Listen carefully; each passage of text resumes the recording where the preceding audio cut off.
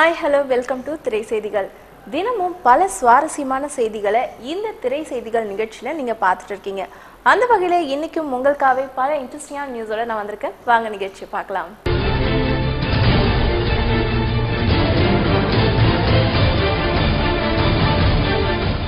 நம்ம ஷோல ஃபர்ஸ்டா பார்க்க போகிறது இளைய தளபதி விஜய் பற்றி தான்.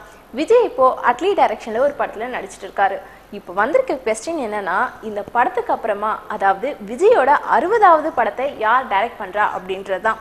இந்த படத்தை பிரபுதேவா இல்லாட்டினா ஏஆர் முருகதாஸ் டைரக்ட் பண்ணலாம் அப்படின்னு சொல்லியிருக்காங்க. ஆனால் இந்த ரெண்டு பேர்ல ஏஆர் முருகதாஸ்க்கு தான் அதிகமான வாய்ப்பு இருக்கு அப்படின்றாங்க. அதுக்கு காரணம் என்னன்னா, ஏற்கனவே விஜயை வச்சு இவர் டைரக்ட் பண்ண துப்பாக்கி, கத்தி போன்ற படங்கள் மிகப்பெரிய வெற்றியை கொடுத்திருக்கு. அது மட்டும் இல்லாமல் 100 கோடி வசூலை தாண்டறதுக்கு முக்கியமான காரணமா இருந்ததும் ஏஆர் முருகதாஸ் தான். ஸோ அதனால ஏஆர் முருகதாஸ் தான் இவரோட 60வது படத்தையும் டைரக்ட் பண்ணுவாரு அப்படின்னு சொல்லியிருக்காங்க.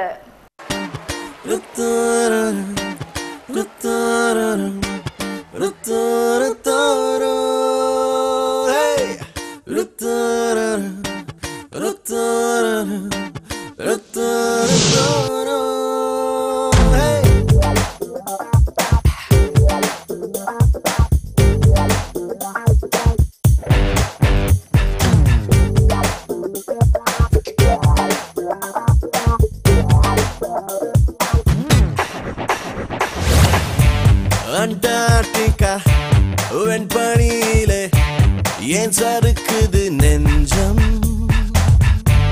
நீ பெங்குவினா பெண்டால்பினா ஏன் குழம்புது கொஞ்சம்? ஹே நிஷா நிஷா நிஷா ஓ நிஷா நிஷா நிஷா அடி பெண்ணே என் மனது எங்கே ரேடார் விளக்குமா? அடியன் காதல் ஆழம் என்ன சோனார் அளக்குமா? அடி பெண்ணே என் மனது எங்கே ரேடார் விளக்குமா? அடியன் காதல் ஆழம் என்ன சோனார் அளக்குமா?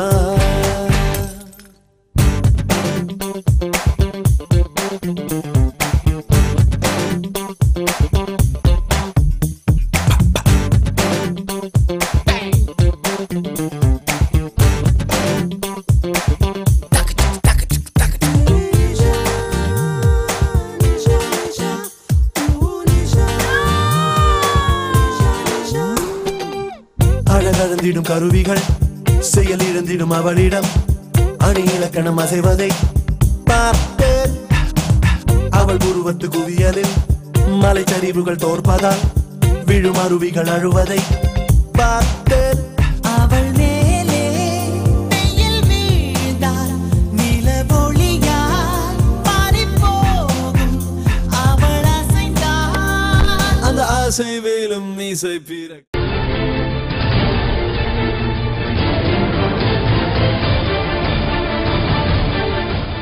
வருத்தப்படாத வாலிபர் சங்கம் வெற்றிக்கு அப்புறமா இயக்குனர் பொன்ராம் மறுபடியும் சிவகார்த்திகேயனை வச்சு டைரக்ட் பண்ற படம் தான் ரஜினி முருகன். இந்த படத்தை லிங்குசாமி நிறுவனமான திருப்பதி பிரதர்ஸ் இந்த படத்தை ப்ரொடியூஸ் பண்றாங்க. இந்த படம் ஜூலை 17 அன்னைக்கு ரிலீஸ் ஆகும் அப்படின்னு முன்னாடி சொல்லியிருந்தாங்க. ஆனா அந்த டேட்ல தனுஷோட மாரி படமும் சிம்புவோட வாலு படமும் ரிலீஸ் ஆக போறதா சொல்லியிருக்கனால இப்போ இந்த படத்தோட டேட்டை ஆகஸ்ட் 14 அன்னைக்கு மாத்தி வச்சிருக்காங்க.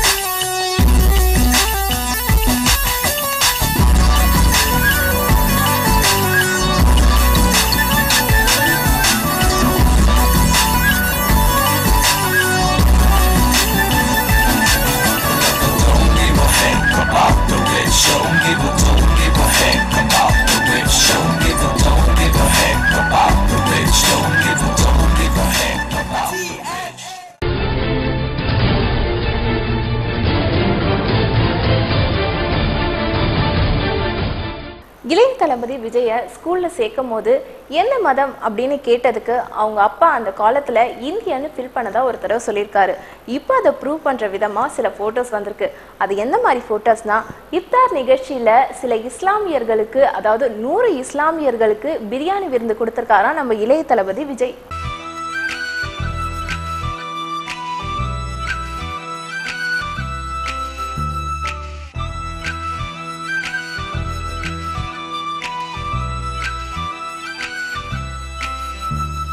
யார் இந்த சாலையோரம் பூக்கள் வைத்தது, காற்றில் எங்கெங்கும் வாசம் வீசுது. யார் இந்த வார்த்தை மீது மௌனம் வைத்தது, இன்று பேசாமல் கண்கள் பேசுது.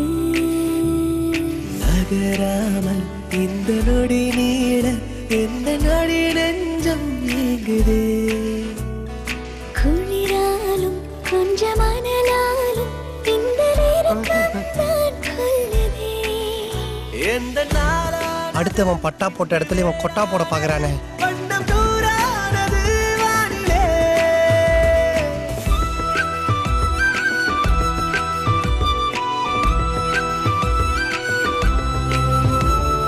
யார் இந்த சாலையோரம் பூக்கள் வைத்தது, காற்றில் எங்கெங்கும் வாசம் வீசுது. மீரா நாராயணன் தமிழ் பசங்க டீம்ல பொண்ணா? Good luck Viswa. Thank you.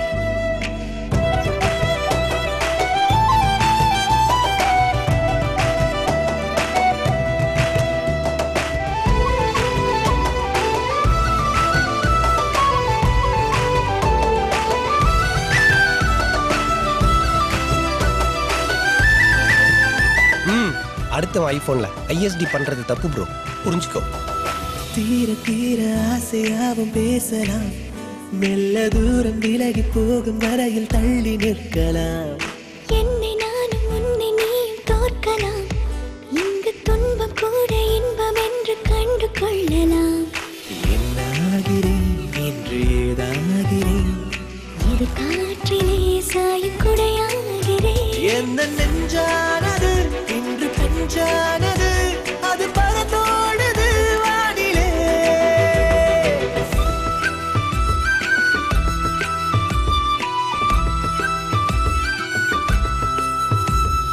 யார் இந்த வார்த்தை மீது மௌனம் வைத்தது, இன்று பேசாமல் கண்கள் பேசுது.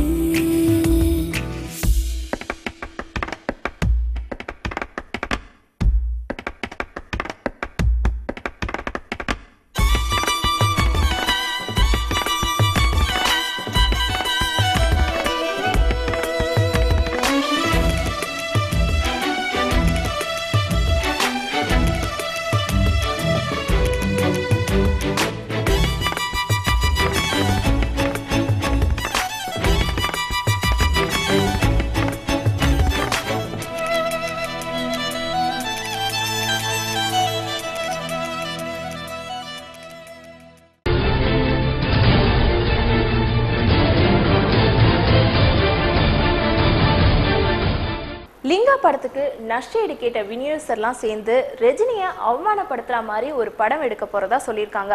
அந்த படத்துல பவர் ஸ்டார் தான் ஹீரோவா நடிக்கிறதாவும் ஒரு நியூஸ் வந்திருக்கு. ஆனா இதை அப்படியே மறுத்திருக்காரு பவர் ஸ்டார். அவர் என்ன சொல்லியிருக்காருன்னா, இவங்கெல்லாம் சேர்ந்து ஒரு படம் எடுக்க போறது என்னமோ உண்மைதான், நான் தான் அதுல ஹீரோவா நடிக்கிறேன், இது முழுக்க முழுக்க காமெடி படம், கண்டிப்பா சூப்பர் ஸ்டாரை அவமானப்படுத்துற மாதிரி எந்த ஒரு படக்காட்சியும் இல்ல, இதை நான் சொல்றதுக்கு அப்புறம் தான் இந்த படத்துல கமிட் ஆகவே ஒத்துக்கிட்டேன் அப்படின்னு சொல்லியிருக்காரு. இந்த அரண்மனை சொத்துக்கெல்லாம் ஆசைப்பட்டு வாரிசுங்கிற பேர்ல யாரோ புதுசா போட்டிருக்கிற சதி திட்டம் இது. யாரா யாரு யாரு யாருன்னே தெரியாத அவங்க அரண்மனைக்கு விட மாட்டேன். அந்த குழந்தைய அரண்மனை வாரிசுன்னு நான் ஒத்துக்க மாட்டேன். அவசரப்படாத. உயிரை அழிக்கிறது சுலபம், உருவாக்குறது ரொம்ப கஷ்டம். உலகத்துல நடக்காதே என் மகன் செஞ்சிட்டான். இங்க பாருங்க மாப்பிள்ள, அவன் ஆசைப்பட்ட பொண்ணும் அவளுக்கு பிறந்த அந்த வாரிசும் இந்த அரண்மனையில எல்லா உரிமையோட இருப்பாங்க.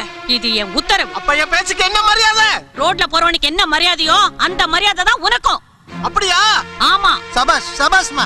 ஏய், இது எங்க குடும்ப பிரச்சனை, எல்லாம் வெளியே போங்க போங்க. என்ன பண்ணிருவ? அட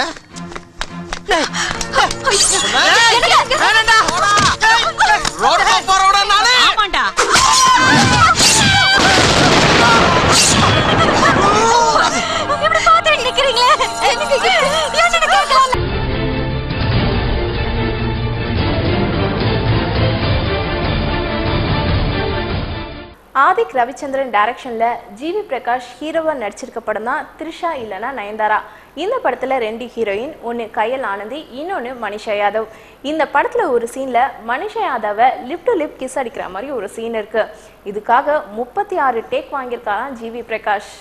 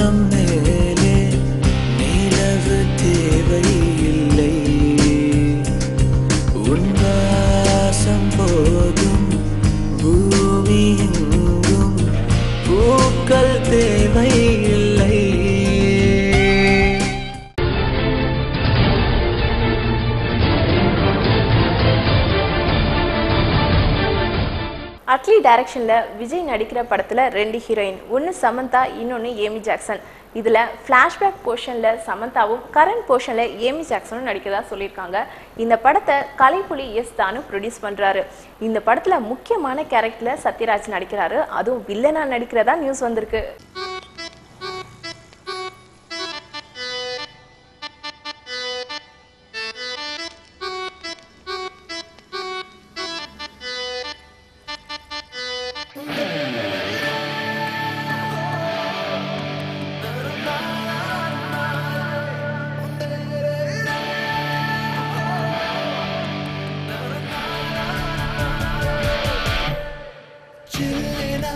ஒரு மழை துளி என்னை நனைக்கதே பெண்ணே, சிறகுகள் யார் கொடுத்தது நெஞ்சம் பறக்கதே ஒண்ணே, உன் விழிகளிலே நான் வாழ்கிறேன் பெண்ணே, உன் கனவுகளாய் நான் மாறினேன் பெண்ணே.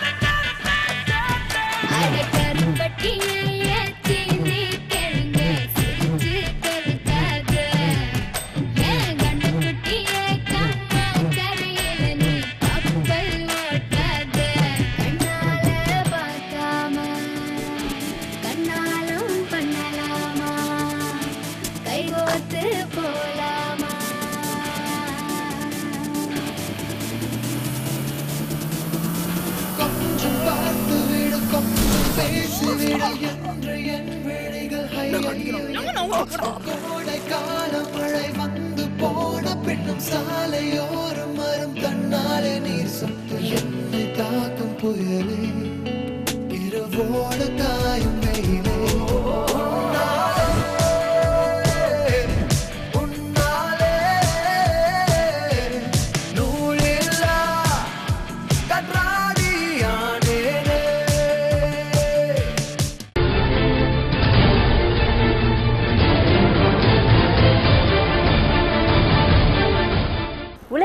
கமல்ஹாசனும் கௌதமியும் நீண்ட இடைவெளிக்கு பிறகு சேர்ந்திருக்க படம் தான் பாபநாசம். இந்த படம் ரிலீஸ் ஆகி மிகப்பெரிய சக்ஸஸாக போயிட்டு இருக்கு. ஏற்கனவே இந்த படம் 3 லாங்குவேஜ் ரிலீஸ் ஆகி நல்ல சக்ஸஸை கொடுத்துச்சு. ஆனால் இந்த படத்தை பற்றி இந்த டைரக்டர் ரீசெண்டாக ஒரு நியூஸ் சொல்லியிருக்காரு. அது என்னன்னா, இந்த கதையை முதல்ல நம்ம சூப்பர் ஸ்டார் கிட்ட தான் சொல்லியிருக்காங்க. ஆனால் அவர் இந்த படத்தில் போலீஸ் வந்து ஹீரோவை அடிக்கிற மாதிரி சீன்லாம் இருக்கு. ஸோ அந்த சீன்லாம் என்னுடைய ரசிகர்கள் ஏற்றுக்க மாட்டாங்கன்னு நான் நினைக்கிறேன். ஸோ அதனால இந்த படத்தை வந்து நான் நடிக்கல அப்படின்னு சொல்லியிருக்காராம்.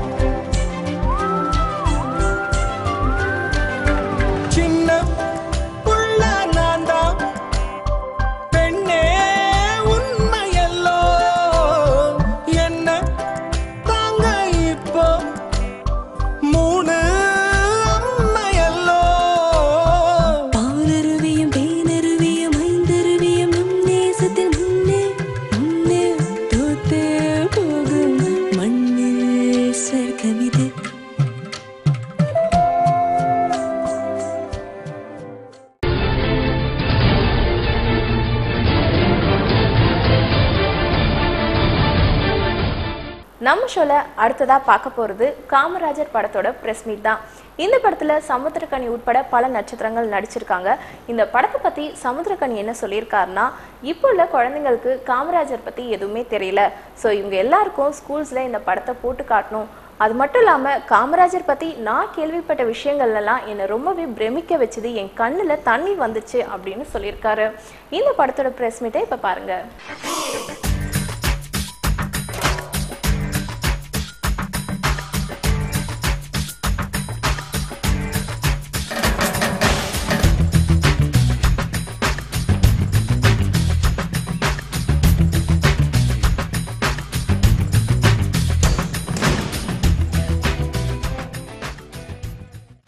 ப்ரெஸ் மீட் அட்டன் பண்ணியிருக்கேன். பட் இது எனக்கு ரொம்ப புது அனுபவம்.